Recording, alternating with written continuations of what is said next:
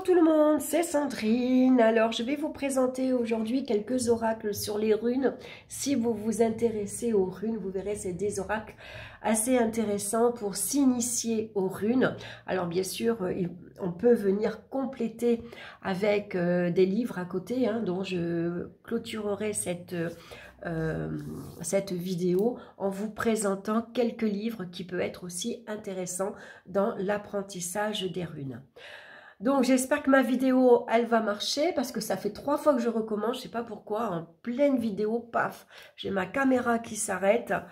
Donc j'espère, je vais croiser les doigts cette fois-ci, que ça marche. Allez, on va commencer de suite avec l'oracle des runes de Gulliver l'aventurière et de Lyra Soltoire, qu'on peut retrouver bien sûr sur Instagram et sur YouTube. Donc, les runes et les mythologies slaves, germaniques et nordiques ont toujours été au centre de la spiritualité et de la pratique de Lyra Soltoire. Païenne et sorcière, passionnée d'histoire et de reconstitution médiévale, elle utilise constamment ces symboles sacrés. Elle a ainsi apporté tout son savoir et sa préscience à cet oracle des runes, éclairant leur passionnant aspect divinatoire encore auréolé de mystère. Initiatrice de cet oracle, Gulliver l'aventurière, à travers ses superbes illustrations oniriques, en a sublimé la force symbolique et vibratoire, offrant son indéniable talent au service de la magie. Donc c'est un coffret de 24 cartes avec un livre explicatif et c'est aux éditions Trait Daniel au prix de 23 €. Donc Gulliver l'aventurière, elle a créé également le tarot Gulliver, qui se complète du coup très bien avec l'oracle des runes, pour avoir, quand vous faites un tirage avec le tarot, pour avoir une carte conseil par exemple, on peut ici très bien utiliser l'oracle des runes. Donc on va ouvrir, on va regarder. Donc c'est de très belles boîtes, les cartes sont pas trop grandes. Donc, on va retrouver le petit bouquin facile pour emmener partout. C'est ça qui est chouette dans ces petits livres quand on est coincé dans des embouteillages ou qu'on va chez le médecin et qu'on est dans la salle d'attente. Du coup, c'est un petit livre qu'on va pouvoir emmener partout. Ça, c'est intéressant. On a un sommaire, bien sûr, au départ, une introduction avec l'histoire des runes. D'où elles viennent, comme support divinatoire également. Un nettoyage et consécration ici de vos cartes. On va passer ensuite au tirage, donc à une carte, à 2 cartes, à 3 cartes, avec ici quelques conseils. Donc on a le tirage de la balance à 2 cartes, le masque à 3 cartes et on va retrouver l'arbre Yggdrasil, un tirage en 9 cartes. Alors ici, le dialogue, comment vous allez ici parler à votre oracle, quelques conseils, bien sûr, comment le manipuler, comment travailler avec lui, tenir un journal, bien sûr. Et puis, on va commencer de suite par la rune Féo ou Féu. Donc, on va retrouver la carte en noir et blanc avec son symbole. Alors, aussi appelé Féu, fée en vieux narrois, terme signifiant tous, bétail, richesse. Elle correspond au son produit par notre lettre F. Donc c'est pour ça qu'on dit Féu ou Féo. Ça c'est intéressant la prononciation aussi. Et évoque dans sa forme les cornes d'un bovin dressé vers le ciel. En tant que première rune de la aide de frère, elle est naturellement fortement en lien avec ce dieu, avec lequel elle partage de nombreux points communs. Donc ici, la toile de fond, c'est intéressant, on va retrouver tous les petits symboles, tous les, les petits détails qu'on va retrouver sur la carte. Donc ça, c'est intéressant. Et puis son message divinatoire et son message renversé. Donc Féo annonce un succès matériel, une abondance bienvenue, une certaine puissance chez l'individu. Cette carte vous annonce que vous avez en vous le courage de surmonter avec succès les obstacles qui vous sont soumis, vous ouvrant les portes d'une récompense bien méritée. C'est un exemple. Voilà, et on va retrouver ça pour toutes les cartes. Voilà, donc le petit livre, il est chouette. Alors, ce qui est chouette, c'est qu'il est bien sûr déjà en français, pas besoin de le traduire. Donc, ça, c'est top. Et puis, à la fin, on retrouve une bibliographie pour aller un petit peu plus loin. Donc, on va regarder les cartes. Donc, j'aime beaucoup le dos. J'aime beaucoup le dos qui correspond Je ne me rappelle plus. Ah ça, je peux le retrouver. Attendez, je vais le regarder dans l'oracle de Viking parce que ça, le cercle, je ne me souviens pas, mais je vais vous le dire à quoi ça correspond.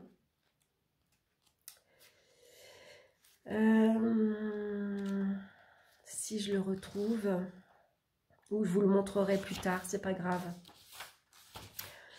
J'aurais dû... c'est pas ça.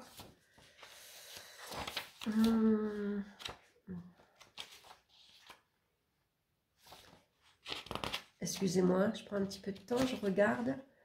C'est pas la pierre du soleil, c'est pas les 9 mondes, c'est pas les halles, les nornes, le signe, c'est pas ça. On a Thor, on a les Valkyries, le Végizir. Voilà, c'est ça. C'est le Végizir. Et souvent dénommé le compas viking, non seulement parce qu'il ressemble à un compas ou à un cadran solaire, mais aussi en raison de ses propriétés magiques, notamment la protection lors d'un voyage, même par les plus violentes tempêtes. Une personne qui le possède est censée ne jamais perdre son chemin, même si celui-ci est inconnu. Donc voilà ce qu'on retrouve ici derrière, c'est le Végizir, si je le prononce bien. Mais je vous en parlerai un petit peu plus après. Donc voici le dos. Donc j'aime beaucoup dans les tons orangés. Le côté est doré. Et voici le style de carte qu'on va retrouver. Donc j'aime beaucoup. Donc là on a Féo. Donc on retrouve le titre. On a ici le symbole au milieu. Donc on retrouve ici ses cornes. Et puis on voit ici la fertilité, avec cette branche qu'il tient dans la main, hein, avec ses feuilles. Et puis associé ici, bien sûr, on voit des flammes qui sortent de ses doigts. Alors Féo est associé à l'élément terre. Pourquoi? Parce que ça nous parle d'abondance et de richesse matérielle. Hein. Donc dans le petit livret, vous allez retrouver donc tous ces petits détails. Elle vous explique ses petits traits, son œil, voilà, sa croix, on va retrouver ses cornes, voilà, ça s'appelle la toile de fond, et ça j'ai beaucoup aimé, je trouve ça très intéressant. Donc on a Tyr ensuite, hein, donc on retrouve son symbole ici, on a Tour ou Tourisas, ça dépend comment on le prononce, on a ici Pertro, on dirait la voyante ici avec ses 3 cartes, hein. Gébo, on retrouve une gaz, Nodise, Winjo, avec son symbole ici. On a Agal, Isa. Donc, vous voyez, il y a beaucoup, on voit des constellations. On voit en même temps, ça représente le jour et la nuit. On a 2 mains différentes. Ici, on retrouve le symbole de la lune. Elle a des petits symboles sur ses joues. Elle a les yeux bandés. Vous voyez, il y a beaucoup de petits détails. Ici, c'est les As. On a la gouze, qui correspond, qui est associé à l'élément eau, hein, qu'on retrouve ici avec cette sirène. On a Ewaz, on a Manaz ici, Berkano, Sowilo qui correspond au soleil, on a Onruz ici. Vous voyez, on a ses cornes ici comme le bélier, hein, on voit ce personnage de profil. Ewol, on retrouve donc ici avec ses cornes d'élan. Au talent, on a Djera. On a donc, Djera, c'est l'équilibre entre le masculin et le féminin. Donc on a Dagaz ici, on a Redo, qui correspond à la roue de l'année. Donc vous voyez, c'est des petits symboles. Donc c'est intéressant parce que vous allez vous rappeler, comme ça en regardant la roue, vous vous rappelez que ça correspond à la roue de l'année. Ewaz qui correspond aux chevaux, ici. Hein. Et puis on a Kenaz, ou Ken, moi je le prononce Ken. On a qui fait penser un peu à l'ermite avec ce personnage ici capuchonné et avec sa lanterne. Donc j'aime beaucoup les illustrations et le livre il est très intéressant. Hein, il y a quand même un travail pour s'intéresser, pour comprendre les runes au départ. Je trouve qu'il est très bien fait. Ensuite j'ai ce jeu-ci. Donc, c'est l'oracle des runes et légendes du Nord de Secret d'étoiles que j'aime beaucoup. Hein. Chuchotements, symboles sacrés ou encore glyphes mystérieux, les runes sont accompagnées d'une magie ancestrale, messages divins, légendes venues du Nord ou encore traces d'une écriture perdue. Les runes se dévoilent ici en un oracle de 25 cartes porteuses de réponses qui sauront vous charmer et entraîner votre âme sur des chemins profonds et oubliés. Donc il n'est pas cher du tout, il est à 13,95 €. Hein. Et c'est de Magali et Sarah Motet. Voilà, aux éditions Secret d'étoiles. Donc, c'est des grandes cartes. Donc, on va regarder le livre d'abord, qui est très intéressant également, hein, qu'on peut emmener partout aussi. Donc, on retrouve un sommaire. On va retrouver donc une introduction sur les runes, un souffle d'histoire, mythe du début et de la fin des mondes. On va retrouver la piste des dieux du Nord, les dieux Van et les dieux Az également, les 9 mondes. Qui est intéressant. Hein. Le Ragnarok, qu'est-ce que c'est? La magie du Nord, le souffle de chaque rune. Donc ici, pour chaque rune, le nom est donné en langue proto-germanique, ancien futarque, ainsi que son dessin. Donc on va retrouver sa couleur, son écho, son étape, la danse, sa force, le chuchotement, le signe, le poème et les reflets.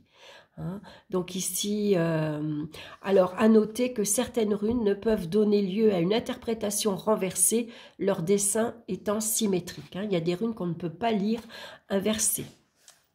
Donc on a ici un joli poème. On va retrouver ici le futarque et l'ordre runique. Donc ici, les runes sont divisées en 3 aètes. Donc la première aète est celle du dieu frère, dieu de la fertilité, de la végétation, de la vue exubérante. Cette première famille est vivifiante, fraîche et en permanente évolution. La deuxième aète représente l'homme et les relations qu'il a avec son clan et avec l'univers. Les épreuves le renforcent, le laissent peu à peu plus seul, plus conscient de lui-même et plus responsable.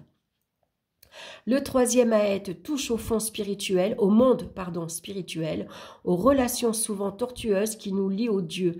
La sagesse est là et avec elle le lent apprentissage de notre mort inévitable, de notre renaissance possible. Donc autour de ces 3 familles de 8 runes tourne la rune blanche. Elle est la destinée, le souffle des Nornes, la carte de tous les possibles. C'est pour ça qu'on retrouve 25 runes et non pas 24 comme dans celui-ci. Donc le tirage des runes, hein, on a quelques exemples ici, le tirage à 3 runes ou tirage des Nornes. On a la croix d'Odin et puis on a une petite conclusion. Donc les runes sont nées là-bas, au nord, ligne de destinée guerrière où le sang, l'hydromel sacré et les chants poétiques se mêlèrent au vent de la taïga. Et on va passer donc aux cartes. Donc on a ici la représentation de la carte en couleur avec son symbole ici. Donc Féu, c'est la terre, le chat, le blé. Hein, donc sa force, elle est épanouissement et succès, une rune de fraîche vitalité. Un nouveau monde s'ouvre à toi avec ses promesses et ses écueils. Donc le signe Féu se grave en lettres de soleil sur de la tendre glaise. On va voir donc ce qu'elle représente renversée. Le chuchotement, ça correspond à son interprétation à l'endroit. Le reflet Féu apporte l'abondance en ta demeure. Elle est sauvage par ses présents naturels, ses champignons, ses baies, son eau claire. Plus domptée, Féu est céréales, troupeau, bien du clan, identité forgée. Un mot sur la déesse, également sur frère, et puis ses noms sont multiples. Voilà, donc il est très intéressant. Vraiment, il est très bien. Hein. Donc, on va retrouver son message divinatoire, chuchotement, en fait. Hein. Voilà, c'est ce que la rune a ici à vous dire. Donc, on va regarder les cartes. Elles sont très grandes, très longues, assez étroites. Donc, malgré tout, on les a bien en main. J'aime beaucoup le dos, hein, avec ici, on va retrouver toutes les runes. On dirait le serpent qui se mord la queue. Elles ne sont pas ni dorées ni argentées, elles sont plastifiées, brillantes, assez fines mais de très belle qualité. Et voici maintenant ce qu'on va retrouver. Donc moi j'aime beaucoup l'illustration. Donc là on retrouve son nom et sa rune Isa. hein. Donc Isa, on pourrait par exemple l'associer au pendu dans le tarot, par exemple, hein, puisque ici on est figé, on est immobile.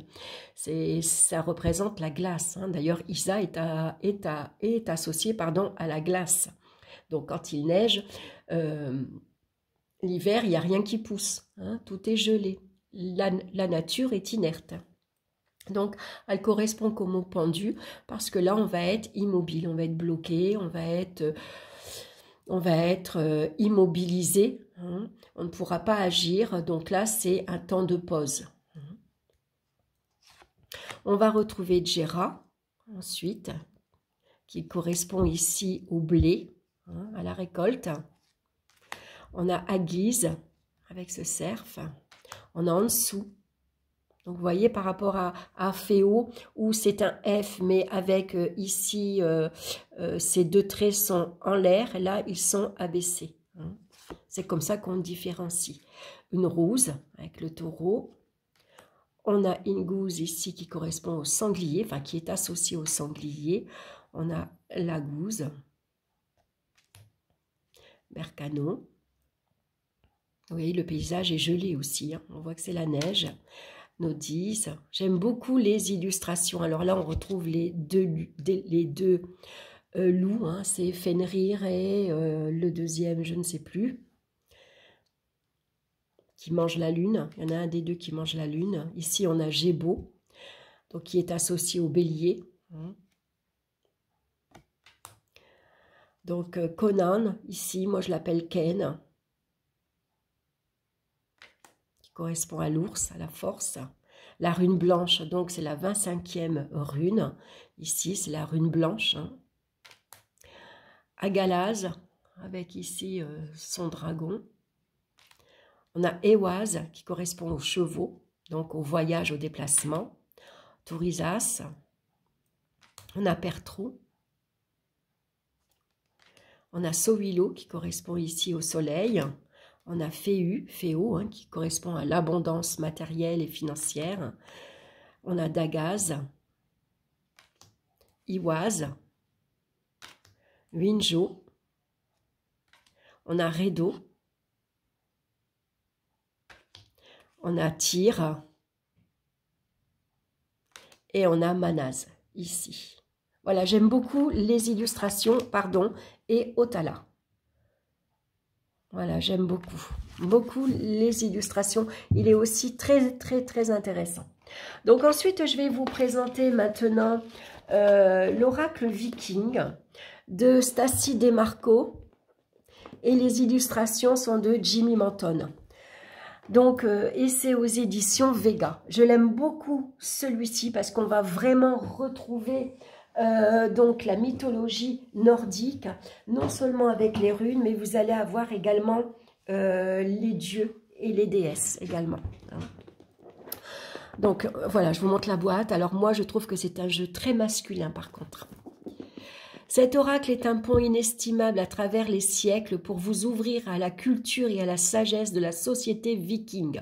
Loin des stéréotypes évoquant les guerriers sanguinaires, vous découvrirez les mythes extraordinaires et les systèmes de croyances complexes et passionnants de ce peuple ancien.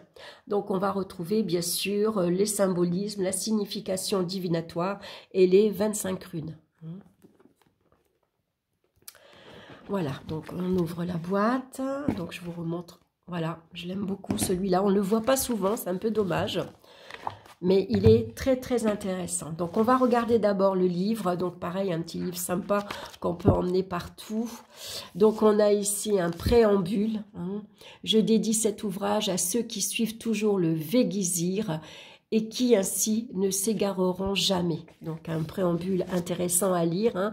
Elle vous explique comment elle a été attirée par les Vikings, par cette mythologie nordique, hein. Voilà, tout son travail, voilà, et puis elle vous parle de ce peuple également, des Vikings, donc c'est très intéressant à lire. Ensuite, on a une petite introduction, quand même qui est intéressant. Donc ici, les 24 runes sont souvent divisées en 3 familles de 8 symboles, dénommées Aïtir ou Aet. Chacune d'elles est gouvernée par une divinité particulière et pourrait représenter, selon certaines théories, un grade dans les pratiques initiatiques magiques. La première est associée à Freya, puissante déesse nourricière. La deuxième est liée à Heimdall, dieu guerrier silencieux.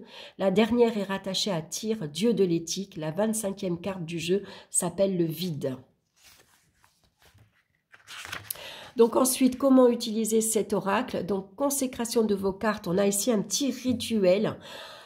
J'aime beaucoup, hein. On va avoir une incantation à réciter et puis allumer une bougie argentée, hein. J'assainis, je renouvelle, je protège. Voilà, et puis on a une petite incantation ici à réciter. J'aime beaucoup.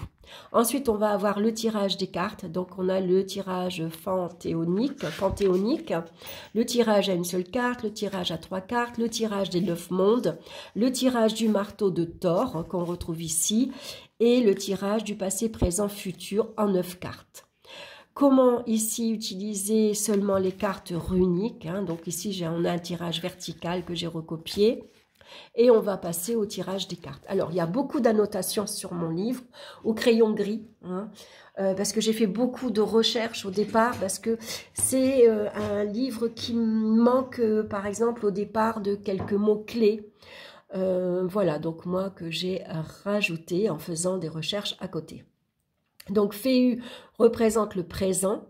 Donc, vos talents et dons intérieurs sont votre plus grand trésor, on ne vous les volera jamais. Soyez attentifs à votre façon de percevoir les liens entre pouvoir personnel et richesse.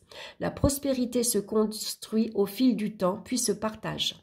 Donc, si c'est Féu qui vous parle, je suis le chemin vers la richesse. Le pouvoir lié à la propriété et au mouvement, la liberté inhérente à des possessions suffisantes. Allié à la perspective de nouveaux enrichissements, je transporte mon trésor en mon fort intérieur, réside le tout. Je suis Féu. Donc ça va nous parler de richesse matérielle, de chance, d'ambition, de prospérité.